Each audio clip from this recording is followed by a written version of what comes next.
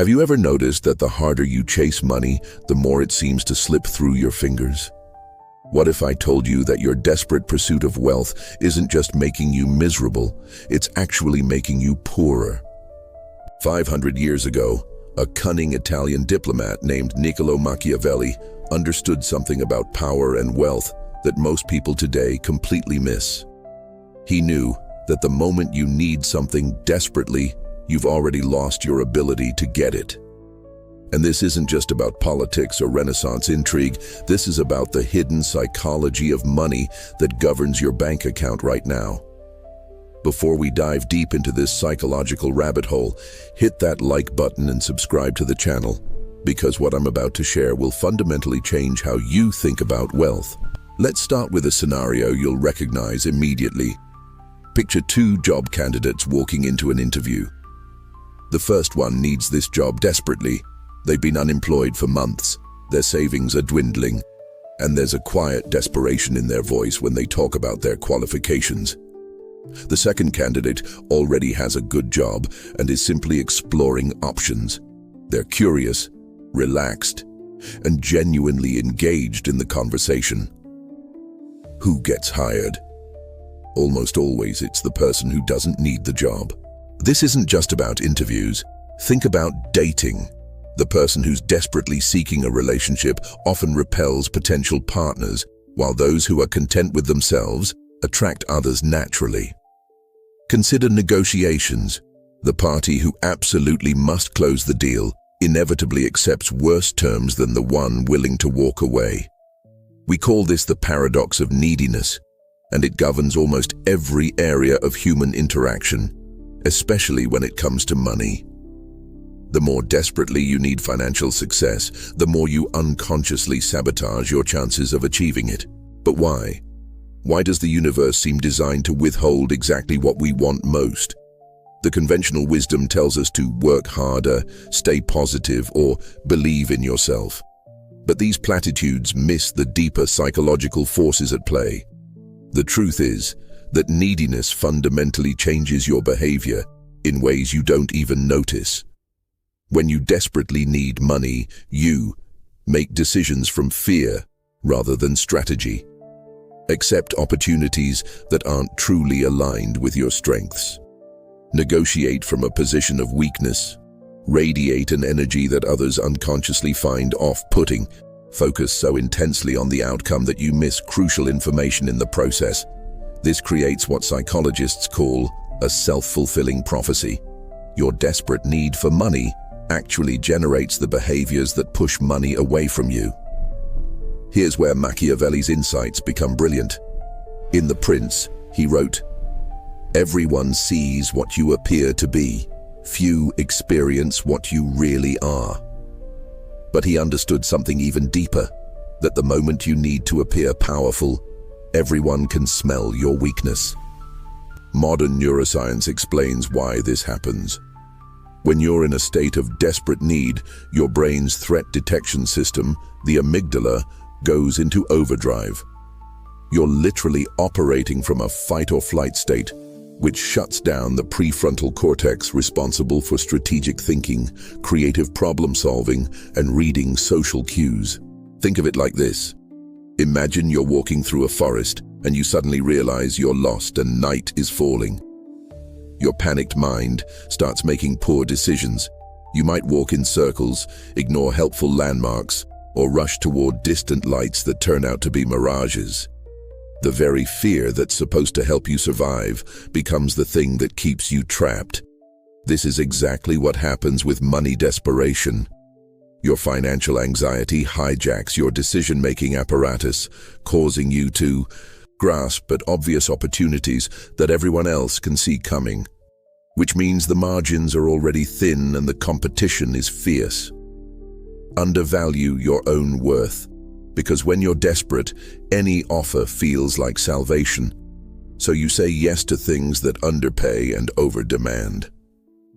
Misread social and professional situations, your anxiety makes you either too aggressive, which repels people, or too accommodating, which invites exploitation. But here's the fascinating part. This neediness serves an evolutionary function. For most of human history, resources were genuinely scarce. The people who survived were often those who could maintain their cool under pressure and make strategic decisions even when resources were limited. In our modern economy, however, this ancient programming works against us. Wealth today isn't created by hoarding scarce resources. It's created by generating value, building relationships, and making intelligent long-term decisions. All of these require the very mental states that desperation destroys. Now we arrive at Machiavelli's most counterintuitive insight, one that modern psychology has validated, but most people still resist. True power comes not from getting what you want, but from not needing it. This isn't some new age mysticism, it's cold, hard behavioral psychology. When you don't desperately need money, several powerful things happen. First, your decision-making improves dramatically. Without the cortisol and adrenaline of financial fear flooding your system, your brain can actually function the way it's designed to. You see opportunities others miss, you think several moves ahead, and you can evaluate risks and rewards clearly. Second, your social presence becomes magnetic. People are unconsciously drawn to those who seem secure and self-contained. This isn't about arrogance, it's about the deep confidence that comes from knowing you'll be okay regardless of any single outcome. Third, you become genuinely valuable to others. When you're not desperately trying to extract value from every interaction, you can focus on creating it. You listen better, you serve more effectively, and you build the kind of relationships that create lasting wealth. Here's a perfect example. Warren Buffett has often said that his best investment decisions came when he had enough money that he didn't need any particular investment to work out. This allowed him to be patient, selective, and strategic in ways that desperate investors simply cannot be. But people resist this truth because it seems to suggest that you need money to make money, that you're stuck if you're currently struggling. This misses the point entirely. The secret isn't having money. It's cultivating the internal state of someone who doesn't desperately need it. This is a psychological shift, not a financial one. Think about it this way. There are two types of hunger. There's the healthy hunger that comes from an active body that knows it will be fed. This hunger is sharp, discerning, and leads you to seek quality nourishment. Then there's the desperate hunger of someone who hasn't eaten in days. This hunger will accept anything, even if it's harmful. Financial desperation is like the second type of hunger. It makes you indiscriminate, short-sighted, and vulnerable to exploitation. The solution isn't to stop wanting money. It's to transform desperate hunger into strategic appetite. So how do you cultivate this elusive quality of not needing while still actively pursuing financial success? Machiavelli would tell us to study the mechanics of power rather than just wishing for it. Strategy 1. Build your base of security. This doesn't mean you need a trust fund. It means creating enough stability that you're not making decisions from pure survival mode. This might mean building a small emergency fund, even if it's just $500, developing multiple income streams so no single source controls you. Cultivating skills that are genuinely valuable to others. Creating a lifestyle that isn't dependent on constantly increasing income.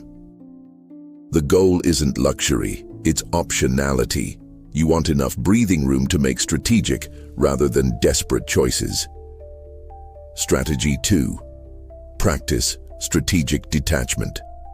This is perhaps the most crucial skill, learning to care deeply about your craft while being unattached to any specific outcome. It sounds paradoxical, but it's the difference between a skilled surgeon who performs brilliantly under pressure and one who chokes during a difficult operation. Practical exercises for this. Before important meetings or negotiations, spend 5 minutes imagining how you'd feel if things didn't go your way, and getting genuinely okay with that outcome. Practice walking away from deals that don't serve you, even when you could use the money. Regularly engage in activities that remind you that your worth isn't determined by your net worth. Strategy. 3. Focus on value creation, not value extraction. Desperate people try to get as much as possible from every interaction. Secure people focus on creating genuine value, knowing that if they do this consistently, compensation will follow. This means, in conversations, listen more than you talk. Look for ways to help others solve problems, even when there's no immediate payoff. Develop skills that make other people's lives genuinely better. Build a reputation for reliability and insight rather than neediness and hustle. Strategy 4. Develop temporal perspective. Desperate thinking is always short-term thinking. You need money now, so you make decisions that feel urgent but aren't strategic. Wealth building requires playing a longer game. This might mean turning down quick money that would compromise your long-term positioning. Investing time in learning skills that won't pay off for months or years. Building relationships without immediate expectation of return. Making decisions based on where you want to be in 5 years, not 5 weeks. The key insight here is that these aren't just practical strategies, they're psychological practices that gradually shift your internal state from scarcity to abundance, from desperation to strategic patience. Here's what Machiavelli understood about power and what applies directly to money. The moment you grasp for it desperately, it slips through your fingers. But when you approach it with strategic patience, genuine value creation, and the quiet confidence of someone who knows they'll be fine regardless, that's when real wealth begins to flow toward you. This doesn't mean being passive or lacking ambition. It means being like water rather than like grasping hands. Water is soft, flexible, and patient. Yet over time it carves through solid rock. Your challenge, should you choose to accept it, is to examine your own relationship with money. Are you operating from desperate hunger or strategic appetite? Are your financial decisions coming from fear or from genuine value creation? Are you trying to extract from the world, or are you focused on contributing to it? The beautiful paradox is this: the less you need money to validate your worth, the more capable you become of creating genuine wealth. The less you need others to give you opportunities, the more attractive you become as a collaborator. The less you need to win every negotiation, the better outcomes you tend to achieve. So here's my question for you. What would change about your approach to money if you truly believed you were going to be okay, regardless of any single outcome? Share your thoughts in the comments, because the conversation about money psychology is just as important as the money itself. Remember, fortune favors not just the bold, but the bold who don't desperately need fortune to smile upon them.